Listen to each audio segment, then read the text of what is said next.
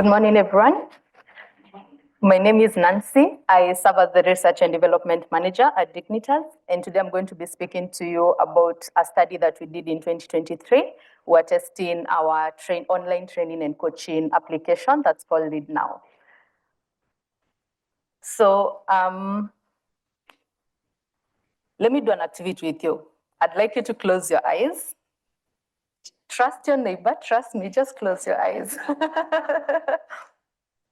I'd like you to imagine a world where schools are vibrant places for children to thrive and succeed. How does that world look like to you? What are the qualities of the schools? To Dignitas, the quality of these schools are children feel seen, they are heard, teachers are qualified, school leaders provide the support that teachers need. Instructional quality is learner-centered. Parents are engaged. The school environment is conducive for learning. There is adequate infrastructure. That is why we exist as Dignitas, and that is what keeps us awake every day and night. That's what we work towards, and that's what I'm going to be presenting to you, how we create this vision. So you can open your eyes. Great. So what's our motivation? So before the motivation, we're based in Nairobi, Kenya. So all our work we've done in Kenya, but in 2018, we did work in South Sudan. And so our motivation is that children are in school, but they're not learning.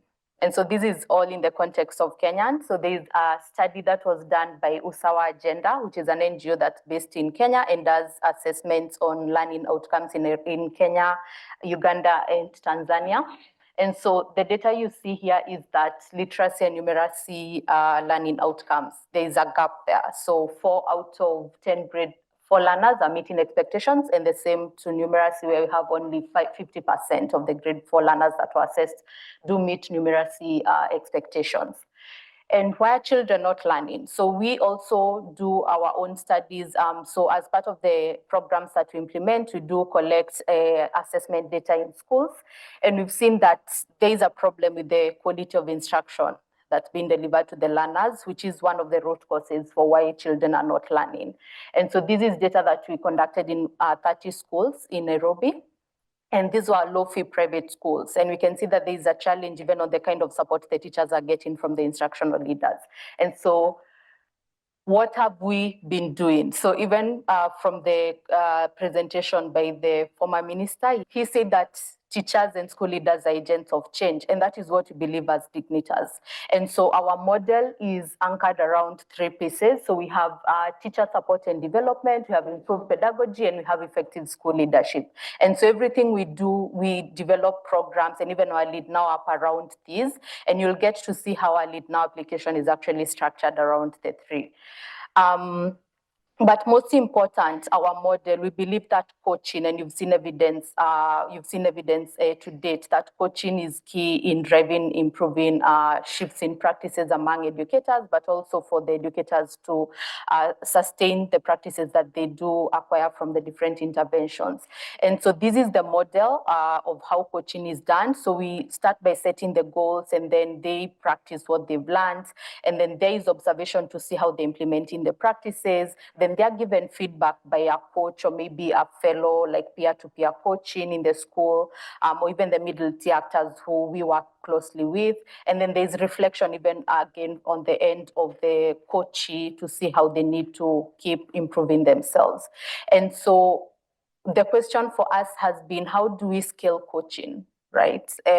It's costly if we do it in person. And so we designed LeadNow with that in mind. How do we strengthen remote coaching in place for the in-person coaching? What elements do we need to add to the remote coaching support so that we can drive that shift in practice? And so Welcome to LeadNow. So LeadNow is our training and online, training and coaching online toolkit. And so the way it's structured is that we start from an introduction where they are told about LeadNow and what the journey looks like. And then we start with a formative assessment. So they get to assess themselves, the knowledge before going through the modules, and then from the modules, they get to go through scenario-based learning resources that we developed in collaboration with the University of York, together with educators from different school settings, the public schools and the low-fee private schools. So we brought together these educators and they developed the scenario-based learning resources, which are basically real-time or like real-life scenarios based on their experiences and the ones they live in schools. And from how they're meant to do it is that they go through the resources and they tell us the level of appropriateness on how they would react to those or respond to those should they face them in school. And that gives us like an understanding of how they think, how they apply the different practices. And from there, they go to the how-to guides, which are basically telling them like what the concept is all about, what they need to do in school and how they actually apply it. But then with coaching, we are key on modeling. So modeling is a critical part of coaching, even in person.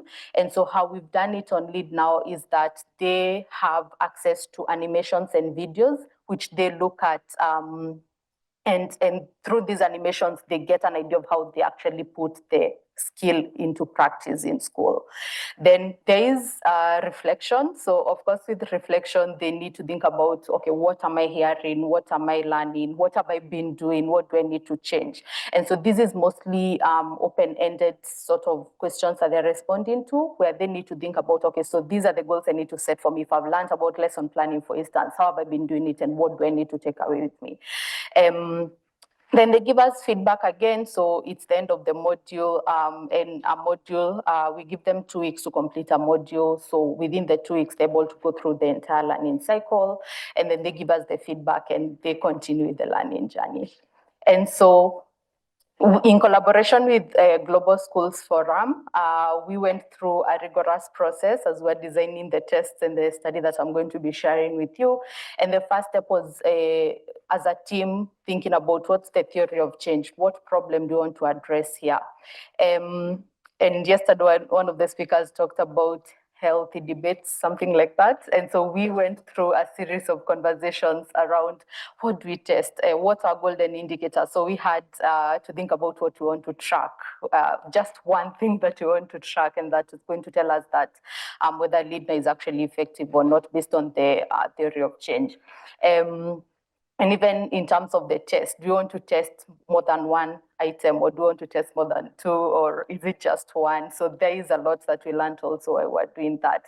And so that's basically the simplified theory of change, but there is one that has so many arrows and so many connections that I didn't want to present here, but that's basically how we are doing it. So the test, we implemented the test in 2 counties in Kenya, and we managed to onboard 825 participants. And the participants we target with LeadNow are the teachers who are teaching grades 1 to 3, but also the instructional leaders who are the school head teachers or deputies. But we work with the designated instructional leader who is the deputy of the school, according to the Ministry of Education. So these are the ones who are expected to support teaching and learning in the classroom. And so with these instructional leaders and the teachers, they went through 2 modules, and we have a total of 12 modules. And the reason for 2 modules is because we only had 1 academic term of 3 months to test.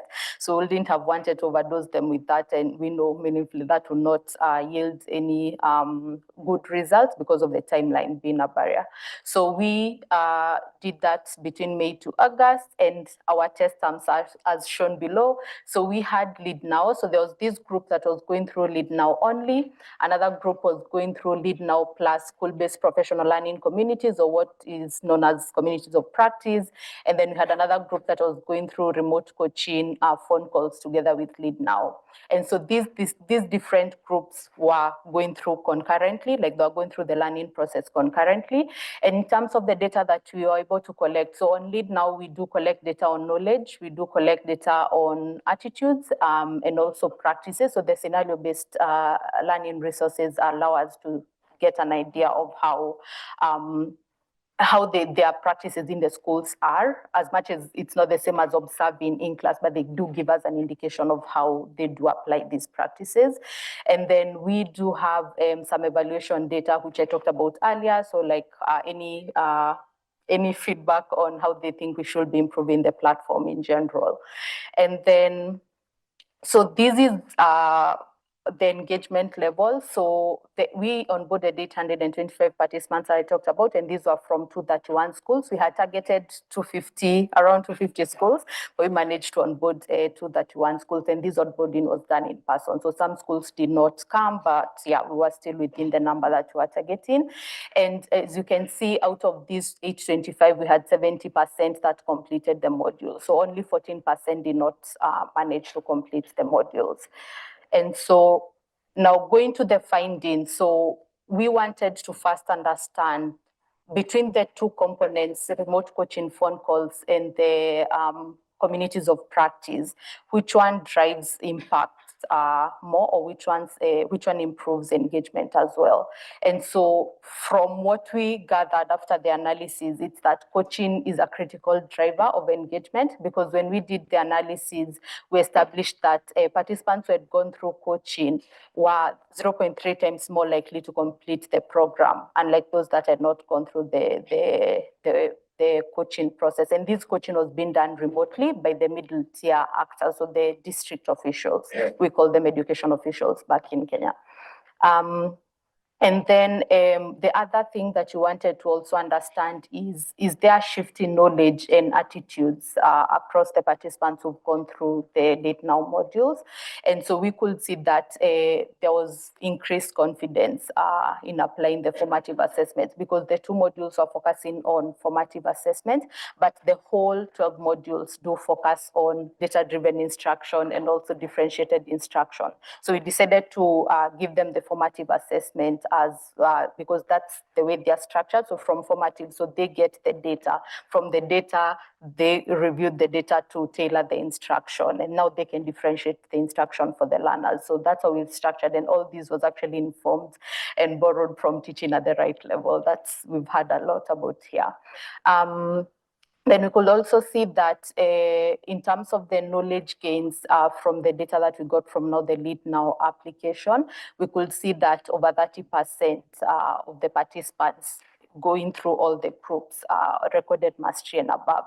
And so the way we've structured our data is that we have aligned it with the in-person model. So with the in-person model, we do have observation checklists, and these observation checklists, the way we score or rate the participants, it's that we have 4 different ratings, and these ratings would be like from a level 1 to a level 4. So level 1, you can see that these participant does not have any knowledge of what the practice is all about. But maybe a level 2, you can see that this participant knows what they have an idea of the concept or the skill that you're looking at, but they do need to be trained. So a level 3 would be they do have mastery of these practice, but they need to be coached. And right now, that's the level that we always target, a level 3, who is now a teacher or an instructional leader who we say has mastered the skill. And so when you see all that, that's basically what it means. And at level 4, which is more someone is exceeding expectations, this is someone who is now able to share, or there is peer learning that this participant or this individual is able to share or influence the practices of other individuals in the school. And then the last thing is in terms of the practices. So within the 3 or 4 months, we're able to also conduct observations, so in-person observations for a sample of the group. And from what we observed, it's that the instructional leaders and the teachers, there was also gains in how they're using these practices in the schools. So for the instructional leaders, we are looking at, are they conducting classroom observations, which is one of the responsibilities that they go into the classrooms and see how the teachers are applying the practices. And we can see from the results that that there was a shift as well. The time shocked me. Yeah, so there was a shift in their practices, and even with the teachers, there was also a shift again. So what did we learn? We learned that for future tests, we need to think about the scope. We tested 2 components at a time. For future tests, we'd want to test one at a time, right? And also the question for us has been, do we test to see that the intervention is working versus testing to see that it's working for a bigger group? There's a difference between the two that we also learned while at it. And then the other thing is robust monitoring and evaluation framework, that we need to have a rigorous one so that we can see any deviations in the program, because we expected that coaching would be provided to the entire group, but then we realized that only a section of the group that, or one of the counties, it's where the coaching was provided, and in the other county, we didn't have the education officers providing the coaching. So that, if closely monitored, would have been able to control it immediately. And then comparison group. So you realize we did not have a comparison group. And so for future tests, we want to include a control group as well. And lastly, data dashboards. So data is important, and we need to think about how we design the dashboards in our application, so that the education officers and the instructional leaders do have access to data for their daily support to schools.